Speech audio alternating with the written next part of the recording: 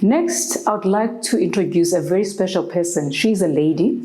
She is in the sector. Her name is Flo Mosoane. She is the CEO of FoodMakers Africa. Flo, welcome on board and really come and talk to us about big tech in agriculture. So Flo here is a very passionate person about agriculture. She is pro-subsistence farmers and the inclusion of them in the sector. And she's really is an advocate for innovation in the sector. Welcome on board, Flo. Hi, thank you so much for having me. My name is Flo. I'm the founder and CEO of FoodMakers Africa. As already mentioned, I'll be talking today about big tech and small-scale agriculture. So in our discussion today, we'll be talking a little bit about what we've defined as small-scale agriculture in our own firm. We'll also talk about why we do what we do and some of the challenges that small-scale farmers face in the sector. I'll be mentioning a few examples for what technology has done for small-scale farmers globally and what examples we can find right here at home for how big firms can engage with small-scale farmers. I'll also be talking a little bit about FoodMakers Africa and what we do in our company and how we fit into the whole ecosystem. Okay, so it remains a little bit of a debate what exactly we're referring to actually when we talk about small-scale agriculture, particularly in our country because we have this dualistic sector where on the one hand we have really large-scale, globally competitive enterprises, where on the other hand we have really millions, in fact, of small-scale subsistence and community farmers who really battle the daily battle of sustaining their businesses and becoming commercially viable. So what we've done in our business is we've collated data from both the 2017 agricultural, or at least commercial agriculture census, as well as the 2016 community survey to define for ourselves what we believe are our group of small-scale farmers in South Africa. And what that tells us is that there's this continuum. As I said, on the one hand, the really large firms, and on the other hand, we're talking even backyard farmers, people who farm for the primary purpose of feeding themselves and their families, or at least supplementing their food security in their households. So in all the debates that we have, the one thing that we seem to all agree upon is that, in fact, farm size is a very poor proxy of determining the scale of the farming operation or the size of the farming enterprise. What we also have found is that you often find really large farms, particularly in remote areas, that have very small farming operations, whereas smaller farms, perhaps even farming enterprises that have distributed production models, they still have smaller farming units in their businesses. So, I'm not going to refer to farm size at all as a proxy to help us define what small-scale agriculture is in this instance. What we do know for sure, though, is that technology can be leveraged to impact the farming operations of those farmers across the continuum, from the really large companies to as small as you find them, really, farmers that can benefit from the impact of technology on their businesses. It is rather crucial that we keep the conversation about small-scale agriculture top of mind when we have discussions about global food security, both in the context of the need to produce more food, to feed the ever-burgeoning global population, as well as the increasing pressure to be better stewards of our environment. The reality is that the far majority of food that is produced across the world is produced on small-scale farms, but this farming community continues to be beset with challenges of low productivity, poor access to markets, no access to finance and infrastructure, and really they continue to bear the majority of the brunt of the climate change situation and unpredictable weather patterns as a result of that. What we have seen globally is that these challenges can be overcome with technology, and the spectrum of technology that, in fact, the full spectrum of technology that is available to large-scale agricultural enterprises can be leveraged by small-scale farmers as well, in different models that are more suitable for that context. So even when this opportunity exists as it does, what we do see is that technology adoption among small-scale farmers is extremely low, in fact, critically low.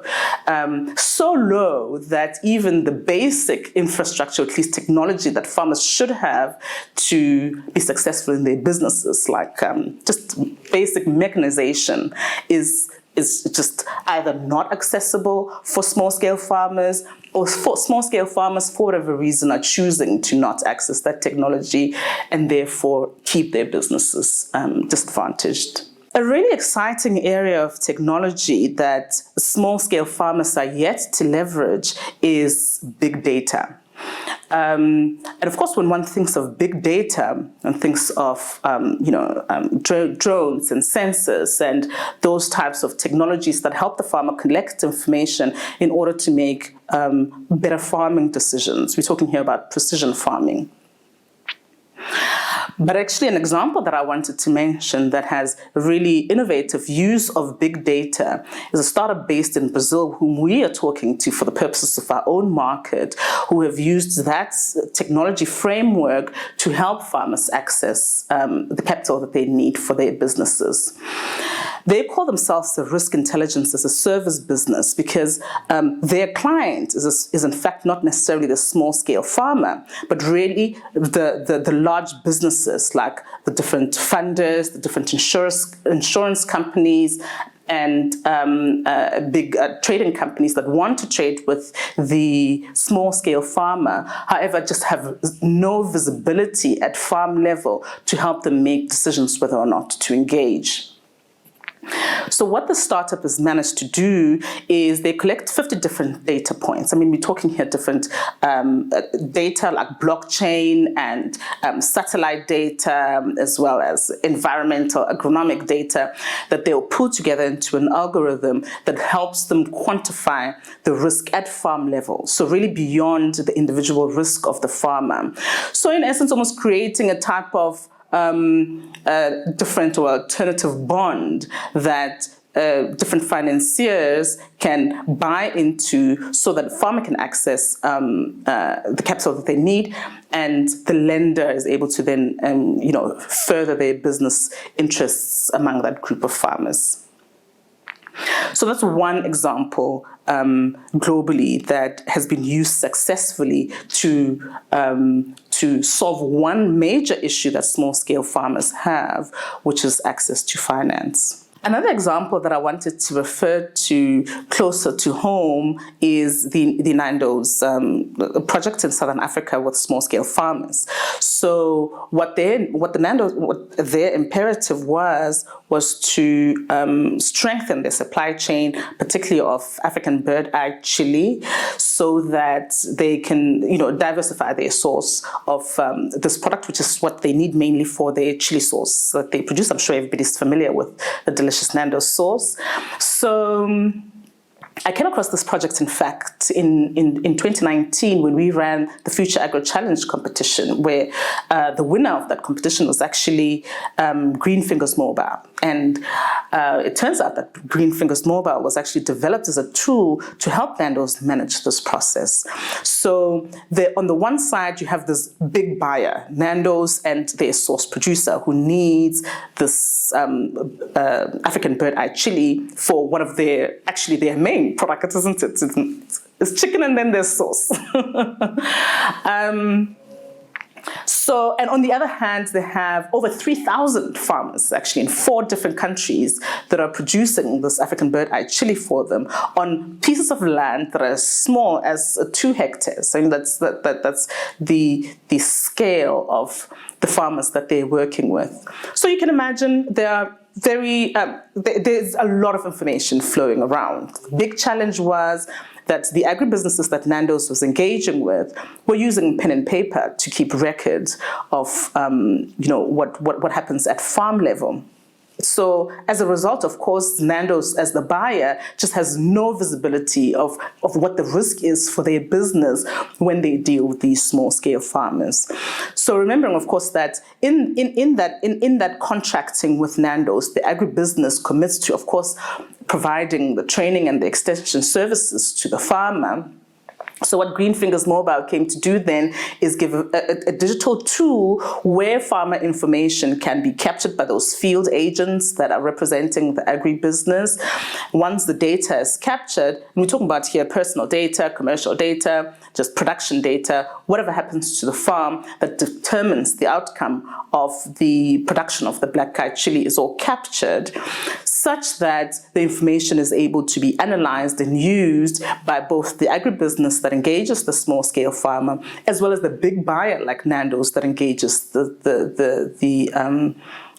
agribusiness. So just that level of transparency has been able to be achieved through this technology for somebody who already had the determination that they're going to diversify their supply chain by including small-scale farmers. I just find that an example, an incredible demonstration of where the different players can fit in to just make sure that small-scale agriculture grows on the continent.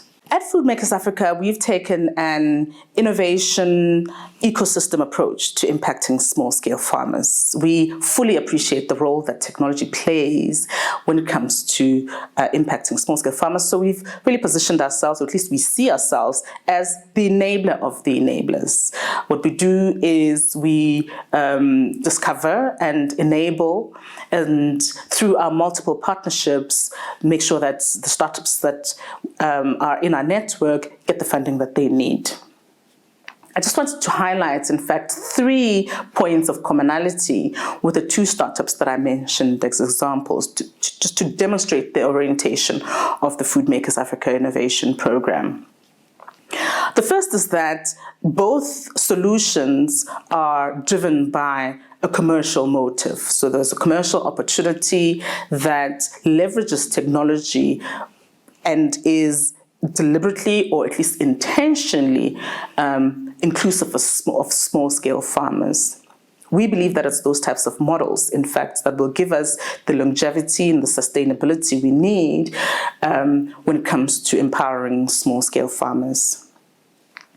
The second point of commonality is that both startups deal with the very important issue when it comes to engagement between large business and small-scale farmers, and that's the issue of transparency.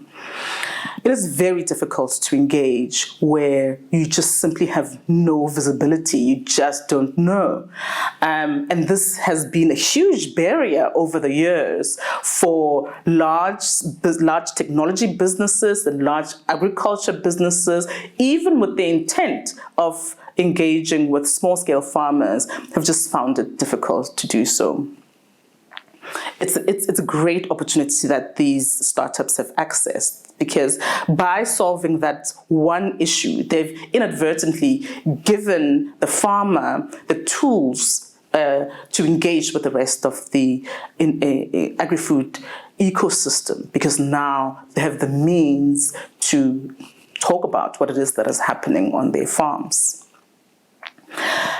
Lastly, and which is fairly interesting in this instance, is that both startups have been through innovation programs globally, whether it's incubation and acceleration at different stages of their development. That just kind of just demonstrates the relevance and the role that these kinds of intermediaries can play in impacting small-scale farmers through building the businesses that are impacting them.